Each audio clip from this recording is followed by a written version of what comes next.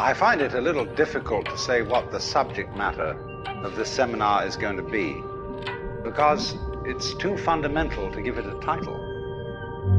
I'm going to talk about what there is. Now, the first thing, though, that we have to do is to get our perspectives with some background about the basic ideas which influence our everyday common sense, our fundamental notions about what life is about. Ideas of the world which are built into the very nature of the language we use and of our ideas of logic and of what makes sense altogether. And these basic ideas I call myth, not using the word myth to mean simply something untrue, but to use the word myth in a more powerful sense. A myth is an image in terms of which we try to make sense of the world.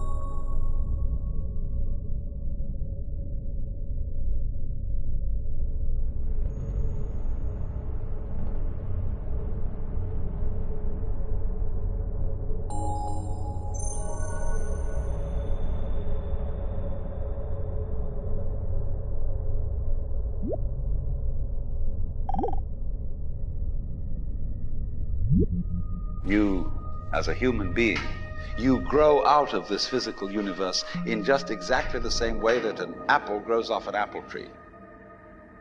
So let's say the tree which grows apples is a tree which apples, using apple as a verb. And a world in which human beings arrive is a world that peoples.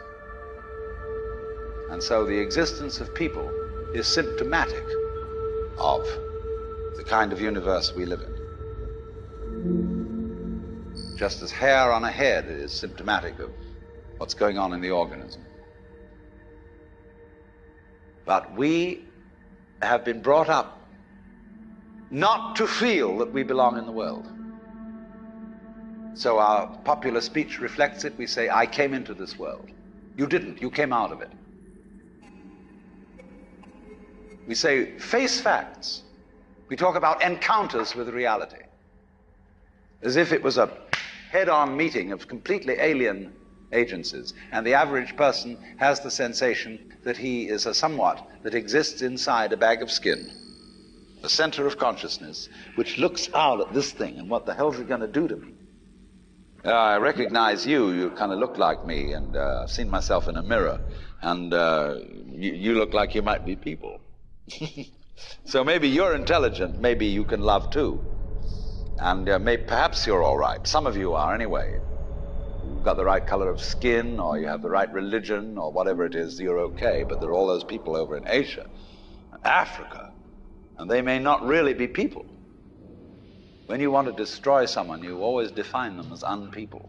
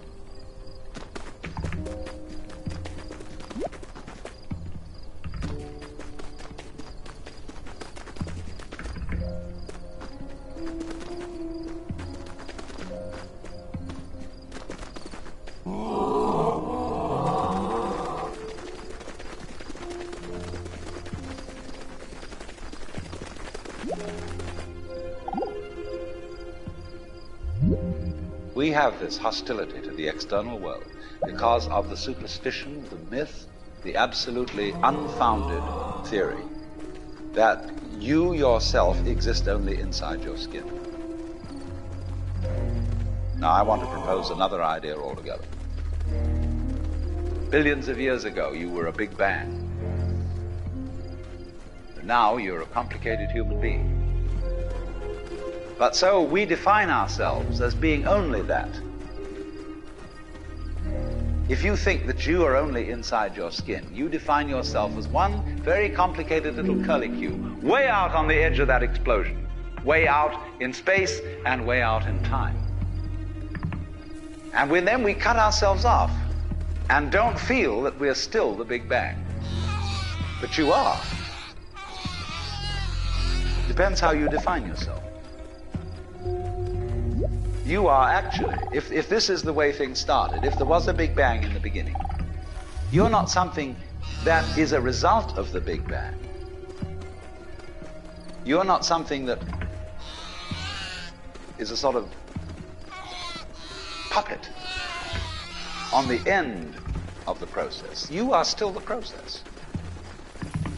You are the Big Bang, the original force of the universe coming on as whoever you are. See, when I meet you, I see not just what you define yourself as, Mr. So-and-so, Miss So-and-so, Mrs. So-and-so. I see every one of you as the primordial energy of the universe coming on at me in this particular way. I know I'm that too. But we've learned to define ourselves as separate from it.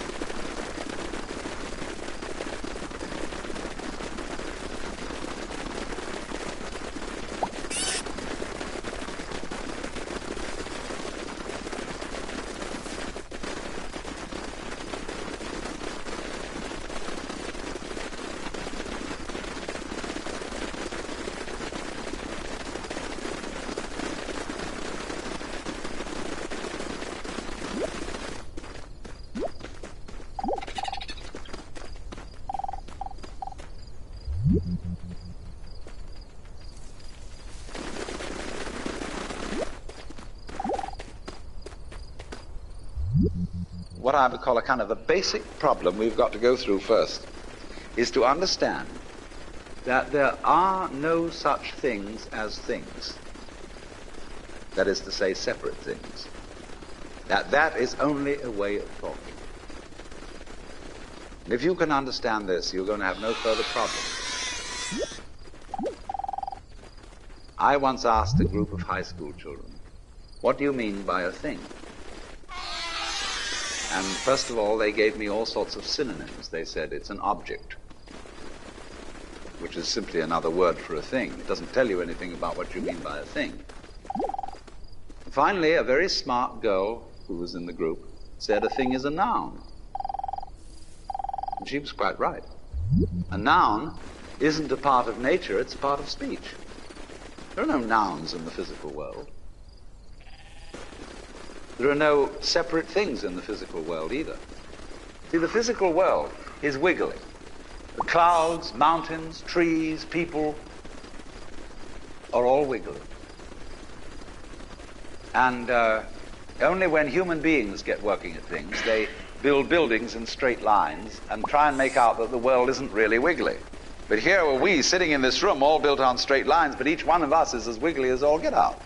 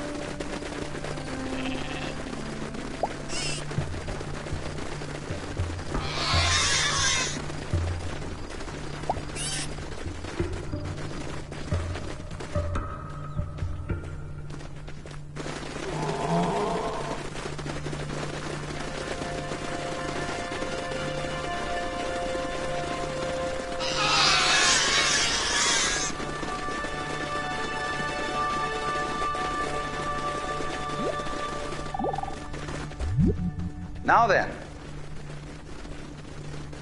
when you want to get control of something that wiggles, it's pretty difficult, isn't it? You try and pick up a fish in your hands, and the fish is wiggly and it slips out. What do you do to get hold of the fish? You use a net. And so the net is the basic thing we have for getting hold of the wiggly world. A net is something regular. And I can number the holes in a net. So many holes up, so many holes across. And if I can number these holes, I can count exactly where each wiggle is in terms of a hole in that net. But in order to do that, I've got to break up the wiggle into bits. And I've got to call this a specific bit, and this the next bit of the wiggle, and this the next bit, and this the next bit of the wiggle. And so these bits are things which I mark out in order to talk about the wiggle, in order to measure it, and therefore in order to control it. But in nature, in fact, in the physical world, the wiggle isn't bitted. So the world doesn't come thing. You and I are all as much continuous with the physical universe as a wave is continuous with the ocean. The ocean waves, and the universe peoples. And as the wave, I wave at you and say, you! The world is waving at me with you. And saying, hi, I'm here. But the way we feel and sense our existence, being based on a myth that we are made, that we are parts, that we are things, our consciousness has been influenced so that each one of us does not feel that. We feel we have been hypnotized, literally hypnotized, by social convention into feeling and sensing that we exist only inside our skins, that we are not the original bang, but just something out on the end of it. And therefore we are scared stiff. Because my wave is going to disappear. And I'm going to die. And that would be awful.